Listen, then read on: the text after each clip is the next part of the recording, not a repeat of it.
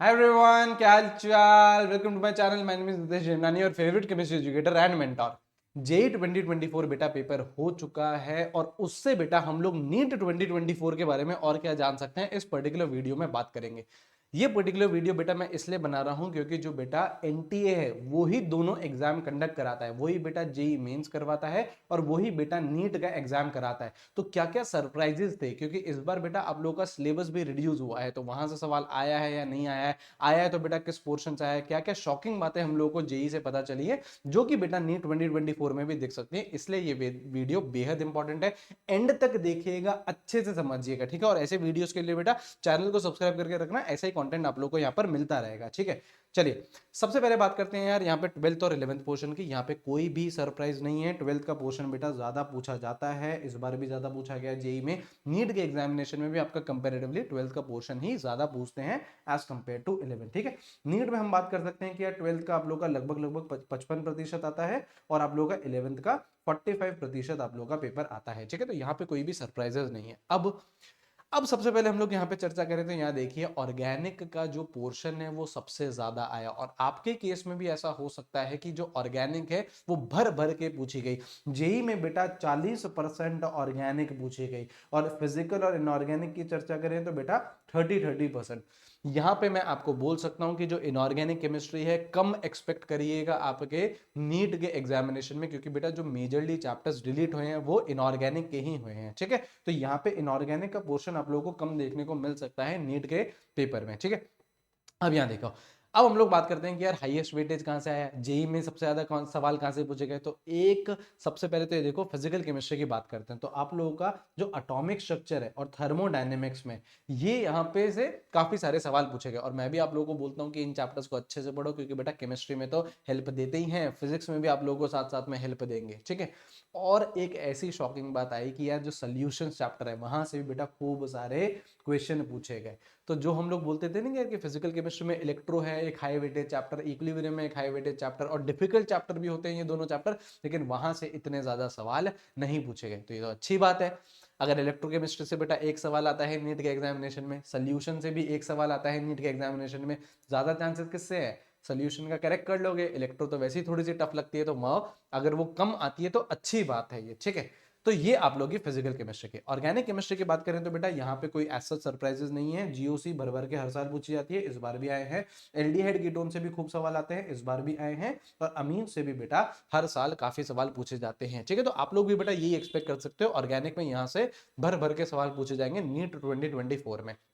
अच्छा, यहाँ पे अब आप देखो कि प्रैक्टिकल केमिस्ट्री थी, बच्चे बहुत ज्यादा डर रहे थे कि सर प्रैक्टिकल केमिस्ट्री से सवाल आ जाएगा तो क्या, तो यहाँ पे देखिए प्रैक्टिकल केमिस्ट्री हाई वेटेज में बिल्कुल भी नहीं है, बहुत कम सवाल वहां से पूछे गए हैं, ठीक है। अच्छा, इनऑर्गेनिक केमिस्ट्री में भी एक सरप्राइज दिखा। क्या सरप्राइज है, देखिए पहले दो तो कोई सरप्राइज नहीं है यार, केमिकल बॉन्डिंग में हर साल सवाल पूछे जाते हैं, इस साल भी पूछे जाएंगे, आगे भी पूछे जाएंगे। कोऑर्डिनेशन कंपाउंड हर साल पूछे जाते हैं, इस साल भी पूछेंगे, लेकिन इस बार बेटा डीएनएफ ब्लॉक से ज्यादा सवाल पूछे गए हैं as compared to p block. हर साल वैसे क्या होता था, पी ब्लॉक से ज्यादा क्वेश्चन आते थे, लेकिन इस बार बेटा डी एफ से ज्यादा पूछे गए। क्यों, क्योंकि पी ब्लॉक वो कंट्रोवर्शियल भी है। अब आपको लगेगा कि सर पी ब्लॉक पढ़ना है या नहीं पढ़ना है, अभी सब बताऊंगा, पी ब्लॉक के बारे में भी मैं आपको सारी चीजें बताने वाला हूं, ठीक है। तो यहाँ पे देखो शॉकिंग बातें कौन से निकल के आई, शॉकिंग बातें ये निकल के आई कि less number of questions from electro and equilibrium, जिनको हम लोग समझते थे कि 30 मार्क का चैप्टर्स है भैया, ये तो है ना, 30 मार्क का चैप्टर है फिजिकल केमिस्ट्री के, लेकिन यहाँ पे इनमें कम सवाल पूछे गए, ठीक है। Less questions from P block also, P block से भी कम सवाल पूछे गए, और जो प्रैक्टिकल केमिस्ट्री था वहां से भी बेटा कम क्वेश्चंस आए, ठीक है। अब पी ब्लॉक के बारे में अभी मैं आप लोगों को बताता हूं, ठीक है। आप अगर जेई का पेपर एनालाइज करो, एज इट इज पेपर आप लोगों का नीट में भी आएगा, प्रॉपर एनसीईआरटी ओरिएंटेड रहेगा 100%, एक सवाल भी बेटा एनसीईआरटी के बाहर नहीं जाएगा, मैं आपको ये भी लिख के दे देता हूं। लेकिन जो नए तरीके के सवाल है उसे इंट्रोड्यूस कर दिया गया है, जैसे स्टेटमेंट बेस्ड क्वेश्चन है वो बेटा नीट में भी खूब सारे आएंगे, जैसे बेटा असर्शन रीजनिंग है वो भी बेटा नीट में खूब सारी आएगी। तो आप कुछ नहीं है, टेलीग्राम चैनल ज्वाइन करके लिखो, इसका जो लिंक है मैं वो कमेंट में डलवा देता हूँ, यहाँ पे मैं आप लोगों को पीडीएफ प्रोवाइड करा दूंगा जहाँ पे असर्शन बेस्ड हो, जहाँ पे स्टेटमेंट बेस्ड क्वेश्चन हो, ठीक है। No question from a deleted portion, deleted portion से कोई सवाल नहीं पूछा गया है, आप बेटा किसी कंट्रोवर्सी में नहीं पढ़िए, आप लोगों के डिलीटेड पोर्शन से सवाल नहीं पूछा जाएगा। और अगर बाय चांस एक सवाल आ भी गया, वैसे तो प्रोबेबिलिटी बहुत कम है, अगर आ भी गया तो भी बेटा वो सेक्शन बी से आएगा। सेक्शन बी में आप लोगों के पास वैसे चॉइस होती है, 15 में से 10 करने होते हैं, तो आप लोग उसे इजीली ओमिट कर दोगे। तो डिलीटेड पोर्शन बेटा पढ़ने की कोई आवश्यकता नहीं है, जो सिलेबस बेटा एनटीए ने आपको दे दिया है वो फाइनल है, वहीं से ही पढ़िए। केमिस्ट्री का पेपर बेटा जो जेई का आया वो बहुत इजी आया, सीधा सीधा फॉर्मूला बेस्ड चीजें पूछी गई। और फिजिक्स का पेपर भी बेटा बहुत इजी आया। डिफिकल्ट क्या आया जेई में, जो कि हर साल आता भी है ना, जो मैथमेटिक्स होती है वो डिफिकल्ट आती है जेई में, ठीक है। तो नीट में भी बेटा आप लोग इस बार एक्सपेक्ट करिए कि यार केमिस्ट्री की बात करूं तो इजी पेपर आप लोग एक्सपेक्ट कर सकते हो, क्योंकि पिछली बार टफ आ गया था, पिछली बार बहुत ही ज्यादा टफ आ गया था ना, एनसीईआरटी से लाइनों से उठा के सवाल आ गए थे। तो यहाँ पे बेटा इस बार आप लोग एक्सपेक्ट कर सकते हो कि इजी एग्जामिनेशन आएगा नीट का, ठीक है। आपको क्या करना चाहिए, सीधी सीधी अगर मैं आपको बात बताऊं तो बेटा केमिस्ट्री और फिजिक्स में आप लोगों को क्वेश्चन प्रैक्टिस पे सबसे ज्यादा ध्यान देना चाहिए। आप लोग उठाइए एक डिसेंट सी बुक उठाइए, किसी कोचिंग इंस्टीट्यूट के मॉड्यूल उठाओ, मेरे डीपीपीज उठा लो, अगेन इस टेलीग्राम चैनल पर उठ जाएंगी, और उनको सवाल करना स्टार्ट करिए।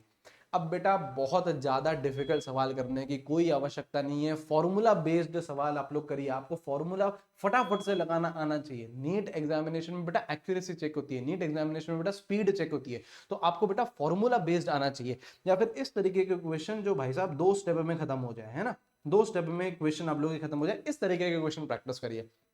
ऐसे नहीं कि यार लगे पड़े हैं हम लोग बहुत डिफिकल्ट क्वेश्चन करने में, नहीं, आप लोगों से इस तरीके के सवाल नहीं पूछे जाएंगे, ठीक है। और बायो का तो बेटा एक ही मंत्र होता है एनसीईआरटी, लेकिन कोशिश करनी है कि एनसीईआरटी 10 बार पढ़ लेनी है नीट एग्जामिनेशन से पहले। इतनी बार पढ़ लो, एनसीईआरटी की एक एक लाइन आपको पता होनी चाहिए, क्योंकि पेपर बेटा यहीं से आएगा, इससे बाहर पेपर जाएगा ही नहीं। तो जितनी बार आप लोग एनसीईआरटी पढ़ोगे उतना हेल्पफुल आप लोगों को रहेगा।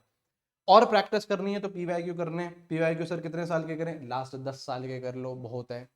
टेस्ट सीरीज के लिए बेटा आप लोगों को एनएटीएस का ऑप्शन भी है, टेस्ट सीरीज के लिए बेटा आप लोगों को पार्थ टेस्ट सीरीज भी आप लोगों के लिए लॉन्च कर दिए, वीडियो सोल्यूशन भी जिसमें मिल रहे हैं, तो टेस्ट सीरीज आप लोगों को वहां से मिल जाएगी। और प्रॉपर रिवीजन करते हुए चलिए बेटा, NEET is a revision game. अगर आपको लग रहा है कि सर मैं केवल सिलेबस कंप्लीट करके चले जाता हूँ, या फिर मैं सिर्फ और सिर्फ एक बार रिवाइज करके चले जाता हूँ और सिलेक्शन हो जाएगा, नहीं, कंपटीशन टफ है। 25-25 लाख एस्पिरेंट बेटा बैठने वाले हैं, तो जितनी ज्यादा बार आप रिवाइज कर सकते हैं, एटलीस्ट 5 बार नीट से पहले आप लोगों का रिवीजन हो जाना चाहिए। और अगर आप मेरे से पढ़ रहे हो तो मैं करवा दूंगा, मेरे साथ में आप लाइव बैठ के रिवीजन कर दोगे। इतनी मेहनत मैं आप लोगों के साथ में अभी कर रहा हूं, और भी होने वाली है, ठीक है। क्लासेस रेगुलरिटी के साथ चल रही हैं, आप लोग बस उन्हें अच्छे से फॉलो करिए। नीट एग्जामिनेशन में बेटा यही 2 चीजें आप लोगों की चेक होती हैं कि कितनी एक्यूरेसी है आपके पास और क्या स्पीड है आपकी। अगर ये चीज है आपके पास तो बेटा नीट क्रैक कर जाओगे, घबराने की कोई भी बात नहीं है। बहुत ज्यादा डिफिकल्ट पेपर नहीं आ रहा है, पेपर इजी है, लेकिन उसको स्ट्रैटेजी बनाओ। जो 90 दिन बचे हैं उसको प्रॉपर यूटिलाइज करो। वीडियो चाहिए कि नेक्स्ट 90 दिनों में आपका क्या प्लान होना चाहिए, तो मेरे को कमेंट करके बताओ कि हाँ जी सर वीडियो चाहिए, मैं बना दूंगा, मैं आप लोगों को गाइड करने के लिए रेडी हूं। लेकिन मेहनत करनी पड़ेगी, आप और मैं साथ में मिलकर मेहनत करेंगे। चैनल को बेटा सब्सक्राइब कर लेना, यहाँ पे ऐसे वीडियोस में डालते रहूंगा, आप लोगों को गाइड करता रहूंगा, एज हमेशा से करता आया हूं, एज योर बिग ब्रदर, ठीक है। चलिए वीडियो को लाइक करिएगा बेटा, शेयर करिएगा दोस्तों के साथ, चैनल को सब्सक्राइब करके रखिएगा। डरिए नहीं, पढ़ाई करिए, मेहनत करिए और सिलेक्शन दीजिए, ठीक है। चलिए take care, have a great day, see you guys, bye bye.